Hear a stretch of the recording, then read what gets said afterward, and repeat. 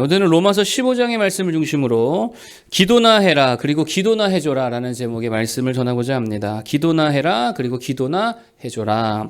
이게 믿음의 연약함에 대해서 계속 사도 바울이 이야기하고 있죠. 믿음의 연약함이 뭡니까? 결국 뭐 이런 것 같습니다. 중심이 없다는 거예요. 중심이 없기 때문에 어떻게 됩니까? 쉽게 흔들린다는 거예요. 중심이 없으니까 쉽게 흔들린다. 이게 믿음의 연약함이라는 것입니다. 그래서 어제도 말씀드렸지만 이렇게 연약한 자들은요, 이런저런 이야기거리 또 이런저런 상황 때문에 되게 많이 흔들린다라고 하는 것입니다. 뭐에 잘 흔들릴까요? 뭐 이런 걱정, 근심, 뭐 그런 문제 앞에서 되게 많이 흔들리죠. 왜 그래요? 중심이 없어서 그래요. 하나님 앞에 중심이 바로 서지 않으니까 믿음이 연약한 거죠. 흔들린다라는 것입니다.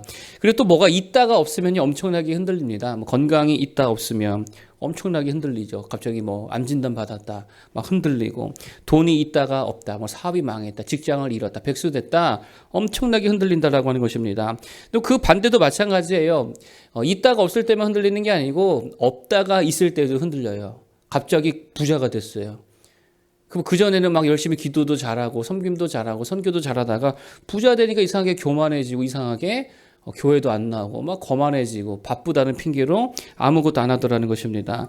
뭐 그러고 또 건강도 없을 때는 기도도 잘하고 잘 섬기다가 건강 주시니까 건강 가지고 놀러나 다니고, 그러니까 없다가 있을 때도 막 흔들리고 있다가 없을 때도 막 흔들리고, 이게 있고 없고의 문제가 아니고 환경의 문제, 무슨 뭐 문제 상황의 문제가 아니라 믿음의 연약함의 문제라는 거예요. 자, 그러면 믿음이 연약하다고 해서 어떻게 할 거냐는 거예요. 믿음이 연약하다고 다 나무랄 거냐? 너 이렇게 믿음이 그따가밖에 안 되냐? 그러지 말라 그랬죠. 사도 바울의 논조는 그겁니다. 연약함이 악함이 아니라는 거예요. 약함을 악함으로 치부하면서 정죄하고 뭐락하고 그러지 말라는 것입니다. 그러면 오히려 그 사람이 실족하게 되더라. 뭐 그런 논조죠. 여러분 참 안타까운 게 저에게 그런 상황이 있었습니다. 제가 중학교 때 전도한 친구들이 몇 명 있었거든요. 제가 그때 공부를 잘했기 때문에 내가 컨닝 시켜줄 테니까 교회 와라 이래가지고요. 어떤 친구를 전도했습니다. 그리고 그 친구의 친구까지도 전도했던 적이 있습니다. 그래서 몇 명이 이제 같이 신앙생활을 하게 됐어요. 중학교 때부터 군대 가기 전까지니까 대충 한 뭐 5, 6년 이상 교회 생활을 같이 했습니다. 그러니까 꽤나 오래 한 거죠. 근데 믿음이 여러분 5, 6년 교회 다닌다고 믿음이 이렇게 확 자라고 뭐 그러지 않잖아요. 그러니까 믿음이 좀 약했습니다. 근데 얘네가 이제 고등학교 졸업을 하고 나니까 성인이 됐잖아요. 없던 권리가 생기잖아요. 그러니까 야, 이제는 우리가 술도 먹을 수 있구나 이러더니 막 그때부터요 술 먹으러 다니고 생일이면 술집에서 모이고 막 이러던 거예요. 근데 문제가 뭐냐, 얘네는 이거에 대한 문제의식이 없습니다. 왜냐하면 뭘 모르거든요. 믿음이 별로 없거든요.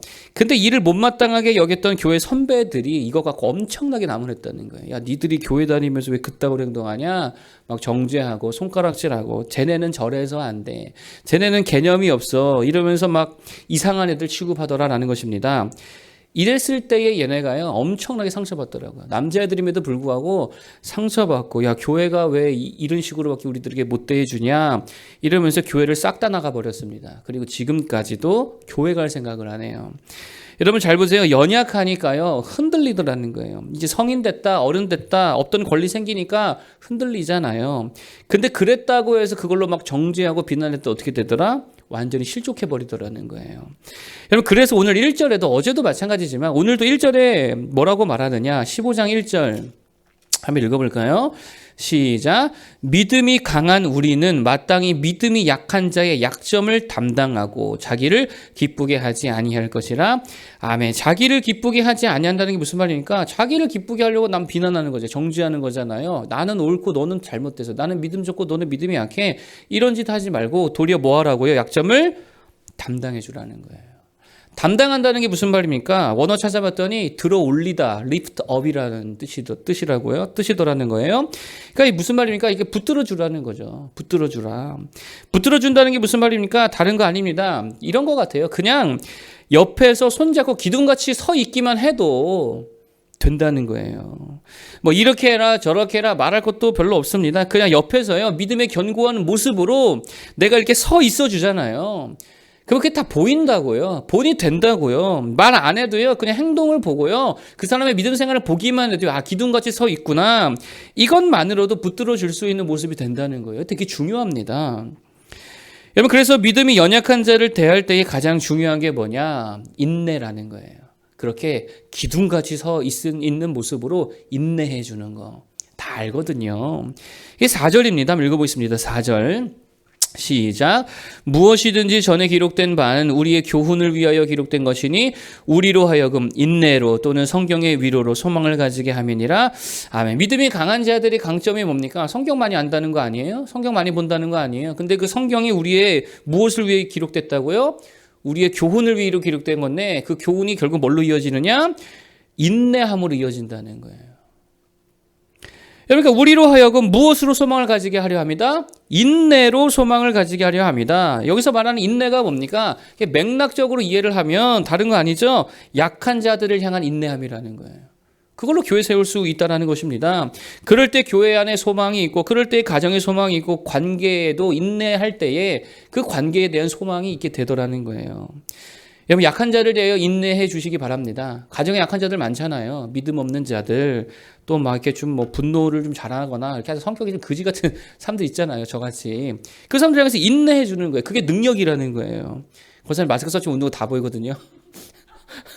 그렇게 웃음으로 동의하지 마세요. 저게 농담한 거예요.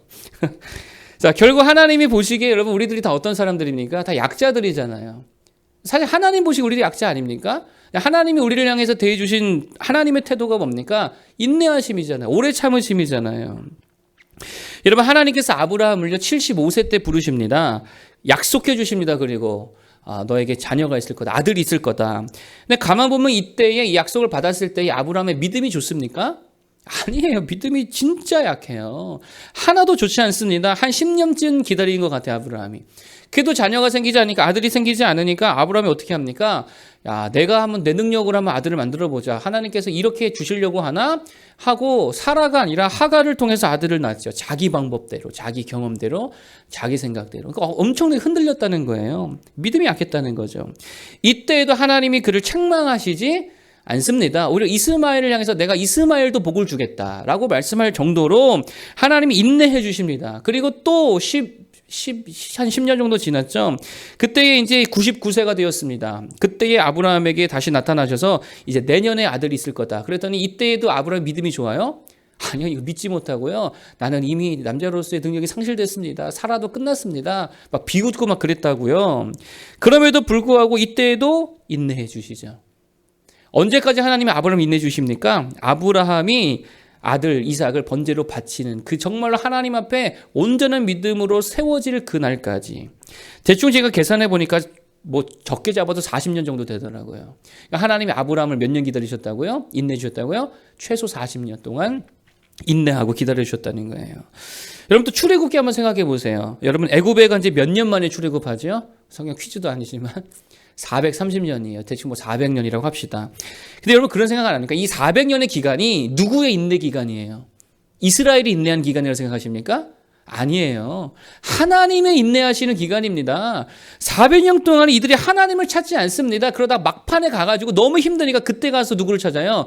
하나님을 찾기 시작하는 거예요. 그러니까 하나님께서 이스라엘이 하나님을 찾을 때까지 뭐 하신 거예요? 인내하시고 기다려주시고 그리고 비로소 하나님을 찾고 부르짖으니까 그때 가셔서 모세를 통해 역사해 주셨다는 거예요. 여러분 잘 보세요. 이게 강한 자가 약한 자에 대해서 해줄 수 있는 모습이라는 것입니다. 여러분 그러면 반대로 생각하면 마귀는요. 항상 이게 마귀는 어떠한가 생각하면 우리 답이 좀 나오거든요. 뭐를 못해요? 인내를 못해요. 마귀의 특징은요. 인내를 절대 못해요. 그러니까 무슨 말 한마디를 못 참아요. 말 한마디를 못 참으면 하고 싶은 말 다 하다가 사람 실족해 하고 상처 주고 막 그러죠.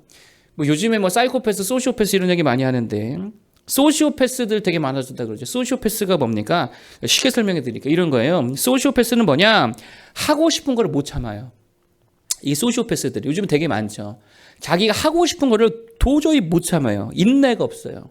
때리고 싶다 그러면은 얘는 때려야 돼. 참지를 못해요. 인내를 못해요.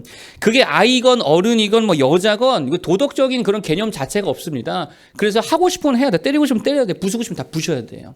가지고 싶으면 도둑질을 해서라도 가져야 됩니다. 이게 뭐예요? 소시오패스. 잘 보면 뭐를 못하는 겁니까? 인내를 못하죠. 누구에서 온 거예요? 마귀에게서 왔다라는 것입니다. 여러분 그래서 제발 부탁인데 팩트 폭행러가 되지 마십시오. 팩트 폭행러. 그거 굳이 말하지 말고 인내해 줄 줄 알아야 된다는 거예요. 인내해 줄 줄 알아야 되는 거예요. 교만한 자에게 야, 너 왜 이렇게 교만하니? 이게 팩트일 수 있잖아요. 이게 도움이 안 된다고. 멍청한 자에게 너 왜 이렇게 멍청하냐? 이러면 사람 죽이는 거죠. 잘 못하는 자, 노래를 잘 못하거나 뭔가 잘 못하는 자에게 야, 너 왜 이렇게 못하니? 이러면요. 그 사람 죽습니다. 집에 가서 웁니다. 그리고 그 사람 다시 보지 않는다는 거예요. 그래서 저희 교회도 이렇게 평일날 좀 이렇게 공간이 비잖아요. 그래서 제가 이렇게 좀 평일날 공간이 비니까 이걸 좀 어떻게 활용할 수 있는 방법이 없을까 해서 상담소 운영을 한번 해볼까 이렇게 생각을 했어요. 그래서 이제 주변에 상담하시는 목사님들도 있기 때문에 제가 한번 조언을 구했습니다. 평일날 이렇게 상담소 운영 같은 거 하는 거 어떻게 생각하십니까? 그랬더니 하지 말라는 거예요. 그걸 왜 그러냐? 논리가 이런 겁니다. 사람들이 와가지고 상담을 받는다 하더라도 상담 받고 난 이후에 교회로 절대 연결되지 않는다는 거예요. 왜 그렇습니까? 자기 얘기 다 했으니까. 그렇잖아요. 자기 얘기를 다 했으니까요. 절대로 자기 얘기 다 한 사람을 다시는 봐요, 안 봐요? 안 보는 거예요. 그게 마음 편하기 때문에. 그러니까 교회는요, 신앙 상담 아니고서는요, 너무 깊이 상담해 주는 거 아니라는 거예요. 왜냐? 그러고 난 다음에, 그럴 때는 마음이 편할지 몰라도, 그러고 난 다음에 관계 지속성이 전혀 이어질 수 없다라고 하는 거예요. 무슨 말입니까? 팩트를 다 얘기하고 난 다음에는요, 보기 힘들다는 거예요. 정말입니다. 그래서요, 인내해 줄 줄 알아야 되는 거예요. 그냥 묵직하게 말 없이 옆에서 본을 보여주고 기둥과 같이 서 있어 주기만 해도 엄청난 힘이 될 수 있다라는 것입니다. 근데 이게 되게 신기한 게 뭐냐면 그런 거예요. 내가 무너지지 않고 이렇게 서 있잖아요. 기둥과 같이 버티고 서 있으면요. 누군가가 그 사람 보고 그 사람 붙들고 또 옆에서 같이 서 있어 줄 수 있어요. 그 같이 세워지는 거죠. 근데요, 다 무너지잖아요. 그럼 나도 어떻게 돼요? 나도 무너지는 거예요. 그러니까 한 사람이 잘 버티고 있으면 그 사람 옆에 또 다른 누군가가 서 있게 되어지고 또 그 사람 누군가가 그 사람 바라보면서 그 사람 붙들고 서 있어지고 그렇게 공동체가 세워질 수 있다는 거예요. 그런 믿음의 사람 되기를 축복합니다. 여러분, 우리 예수늘 교회 성도들이 그런 자 되기를 바라겠습니다. 여러분, 지금 어떻게 보면 우리 교회 어떻게 보면 최대 위기 아닙니까? 이때에 뭐 비난하거나 정죄하거나 팩트 폭행하지 말고 그냥 지금처럼 묵직하게 기둥과 같이 각자 자리에 이렇게 잘 서 있으면요, 약한 자들이 그 기둥과 같은 여러분 옆에 또 와서 서 있게 되더라라고 하는 것입니다. 그러면 우리 교회가 잘 세워지게 될 줄로 믿습니다. 자, 마지막으로 이 말씀 드리기 원합니다. 인내하는 방법이 뭐냐? 그러니까 뭐 하면서 인내하는 거? 인내가 뭐예요? 기도하라는 거예요. 기도. 인내는요, 그냥 가만히 버티고 있는 게 아닙니다. 뭐 하면서 버티는 거예요? 기도하면서 서 있는 거예요. 그게 인내라는 것입니다. 기둥같이 고 버티고 서 있다는 말은요, 기도하면서 있다는 말이지 그냥 아무것도 안 하면서 있는다는 말이 아니라는 거예요. 기도하시기 바랍니다. 무조건이요. 기도하면 누가 일하십니까? 하나님이 일하세요. 주님이 일하십니다. 그래서 5절이 중요한데, 자, 5절 한번 볼게요. 시작. 이제 인내와 위로의 하나님이 너희로 그리스도 예수를 본받아 서로 뜻이 같게 하여 주사. 아멘. 두 가지를 이야기하죠. 무엇과 무엇이요? 인내와 그리고 위로의 하나님. 인내는 누가 하는 거예요? 내가 하는 거잖아요. 근데 인내하며 기도할 때에 또 누가 함께 일하신다? 위로의 하나님이 함께 일하여 주신다라고 하는 것입니다. 그러니까 이게 되게 중요한 거죠. 그리고 13절도 마찬가지입니다. 13절 읽어볼까요? 13절. 자, 시작 읽어보겠습니다. 시작. 소망의 하나님이 모든 기쁨과 평강을 믿음 안에서 너에게 충만하게 하사 성령의 능력으로 소망이 넘치게 하시기를 원하노라. 아멘. 충만하게 하시고 소망이 넘치게 하시는 분이 누구라는 거예요? 성령이 하시고 소망의 하나님이 그를 주신다는 거예요. 그러면은 하나님을 일하시게 하려면 우리는 뭐 해야 됩니까? 기도하는 거죠. 기도하며 인내할 때에 하나님이 일해 주실 줄 믿습니다. 그래서 늘 제가 말씀드리잖아요. 뭐라도 하자. 기도라도 하자. 되게 중요한 것입니다. 기도라도 하자.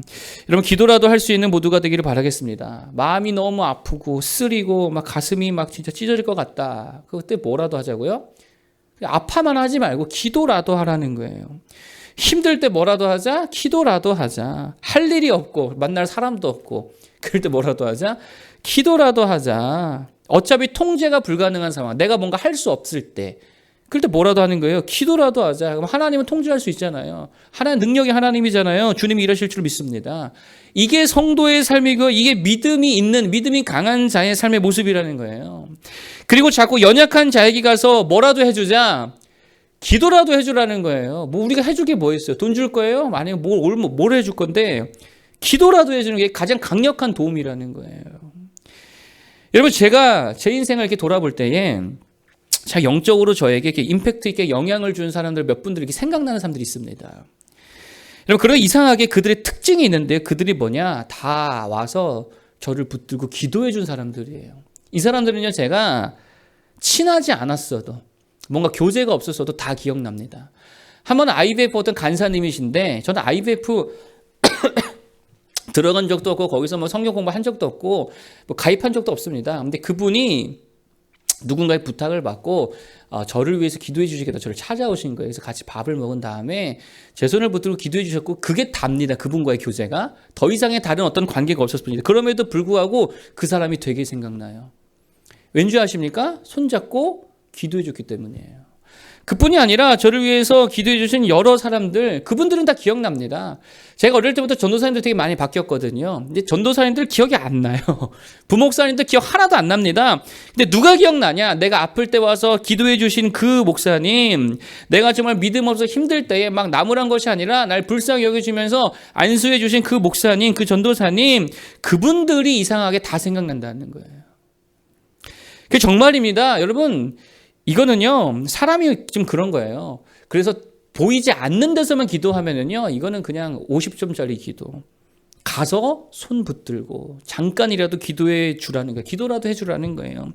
그럴 때 정말 강력한 힘이 있다는 거예요. 왜냐하면 이게 감정이 전해지거든요. 자녀들 손잡고 기도해 주는 게 중요합니다. 부부가 손잡고 기도하는 게 되게 중요합니다. 친구 손잡아주고 기도해 주는 게 되게 중요합니다. 좀 쑥스러워도 그렇게 한번 해보자. 거기 능력이 있다는 거예요. 그러면 정말입니다. 하나님이 일하시고 하나님이 일하시면 다 살아날 수 있게 된다는 거예요. 자, 오늘 몇 가지 말씀드렸는데 첫 번째, 연약한 자에게 팩트 폭행하지 말고 기둥같이 그 옆에 서 있어줘라. 묵직하게 내 할 일 하면서 본을 보여주면 누군가는 그 옆에서 또 서서 함께 기둥이 될 수 있다는 거예요. 두 번째, 인내해주라 그랬죠. 뭐 이렇게 말하려고 하지 말고 인내해 주는 겁니다. 마귀한테 절대 없는 게 뭐라 그랬어요? 인내. 마귀는 인내 못합니다. 조급합니다. 인내는 하나님의 것입니다. 그리고 인내에는 강력한 힘이 있다는 거예요. 인내가 뭐라 그랬어요? 세 번째, 기도하면서 인내하는 거라 그랬죠. 기도나 하길 바라겠습니다. 이게 되게 중요한 거예요.